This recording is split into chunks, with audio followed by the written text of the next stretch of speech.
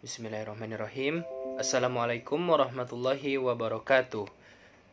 Perkenalkan, nama saya Muhammad Afgan Triana dengan nomor NPM 20310072. Saya dari kelompok 8. Nah, saya merupakan mahasiswa Fakultas Kedokteran Universitas Malahayati Bandar Lampung. Nah, baik, di sini saya akan sedikit sharing tentang fungsi kulit. Baik, langsung saja menuju ke materi. Apa sih fungsi kulit? Fungsi kulit itu ada beberapa fungsi kulit. Yang pertama, proteksi, absorpsi, ekskresi, termoregulasi, pembentukan pigmen, pembentukan vitamin D, persepsi, dan estetika. Nah, kulit itu terdiri dari beberapa lapisan. Yang pertama ada epidermis, lapisan atas, dermis, lapisan tengah, dan subkutan.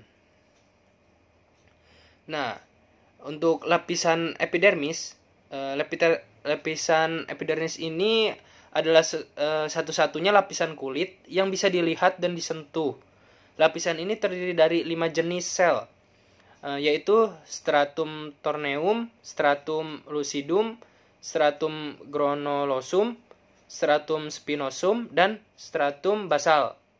Nah, fungsinya itu untuk stratum corneum, yaitu lapisan epidermis terluar berbentuk dari keratin dan berfungsi sebagai pelindung lapisan kulit yang lebih dalam.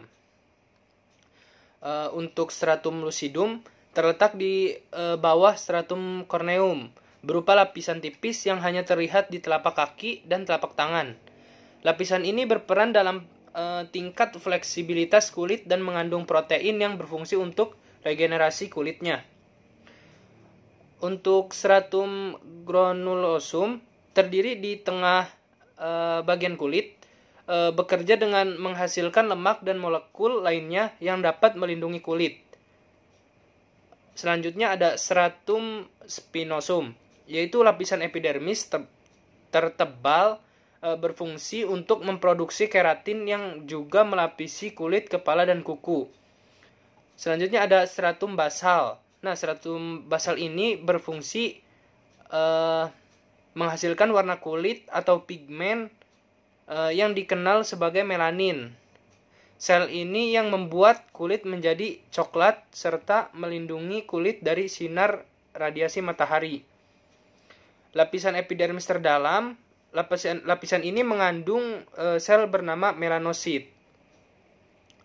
Nah, selain itu pada lapisan epidermis juga ada lapisan sel non-keratinosit, yaitu sel Langerhans dan sel Merkel.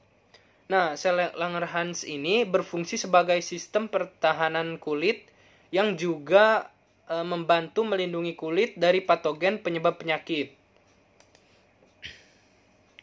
Selanjutnya ada lapisan dermis. Nah, dermis ini lapisannya terbagi menjadi dua. Ada lapisan papilaris dan lapisan retikularis. Ada juga hipodermis, yaitu berupa jaringan adiposa. Nah, selanjutnya ada pigmen kulit. Nah, pigmen kulit ini yaitu warna kulit tergantung pada 3 komponen menurut derajat yang bervariasi. Jaringan ini memiliki warna inheren kekuningan atau kerotin warna kemerahan, hemoglobin, dan berwarna kecoklatan kehitaman pigmen melanin. Nah, untuk pembentukan melanin sendiri ada beberapa pembentukan melanin. Yang pertama melanosit, melanosom, tiroksin, dopaquinon, dan melanin.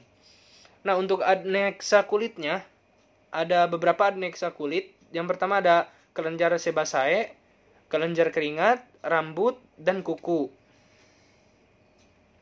Nah, untuk kelenjar sebaceae dan kelenjar keringat,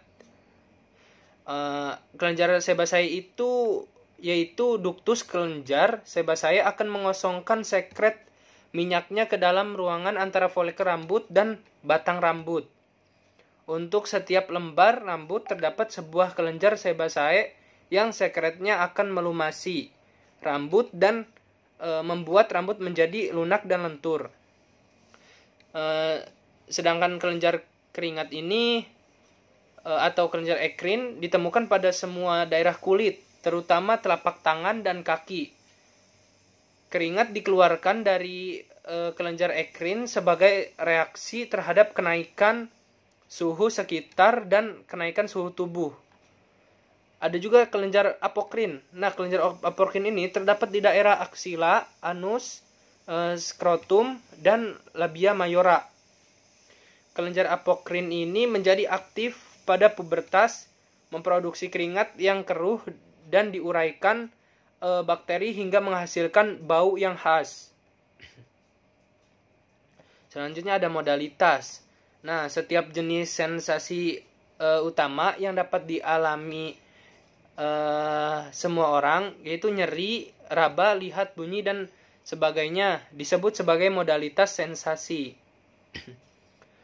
Nah, untuk reseptor yang ada di kulit, ada Krause atau dingin, Ruffini panas, Meissner-Merkel yang artinya raba, nociceptor yang artinya nyeri, dan Pacini yang artinya tekanan.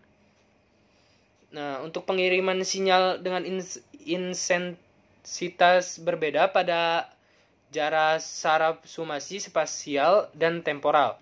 Nah, sumasi spasial ini adalah fenomena di mana kekuatan sinyal yang makin kuat dikirimkan dengan cara memperbanyak jumlah serat yang dikirimkannya. Nah, sumasi temporal, cara yang dapat digunakan untuk mengirimkan sinyal yang lebih kuat dengan cara memperbesar frekuensi impuls saraf pada saat serat yang disebut sumasi tempor. Ada juga klasifikasi umum serat saraf. Serat jenis A ini dibagi menjadi beberapa bagian. Serat berukuran besar dan serat umum yang bermielin pada saraf spinal dapat menghantarkan impuls dengan kecepatan sampai sebesar 120 meter per detik. Nah, serat jenis C merupakan serat saraf kecil tidak bermielin yang kecepatannya mengirimkan impulsnya lambat, menghantarkan impuls selambat 0,5 meter per detik. Kelainan pada kulit. Nah, kelainan pada kulit ini yang dapat dilihat oleh mata telanjang ada makula berupa perubahan warna, ada juga papula, penonjolan padat pada kulit, nodula, penonjolan padat pada kulit lebih dari 0,5 cm, vesikula, penonjolan kulit berisi cairan kurang dari 0,5 cm, bula, penonjolan kulit berisi cairan lebih dari 0,5 cm, pustula, penonjolan di atas kulit berupa nanah berukuran kurang dari 0,5 cm. Urtikaria berupa kulit kemerahan dan edema yang biasanya disebabkan oleh alergi. Dan ada juga skoma, penumpukan sisa kulit mati akibat perubahan inflamasi. Selanjutnya ada uji cobanya. Nah, uji coba ini untuk mengetahui agar mahasiswa dapat mengetahui berbagai macam reseptor yang terdapat di kulit.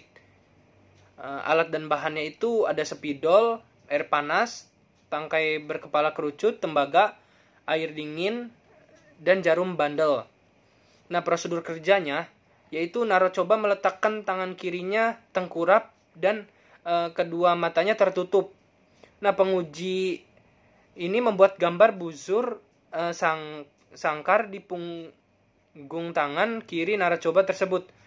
Luas bujur sangkar 4 cm persegi.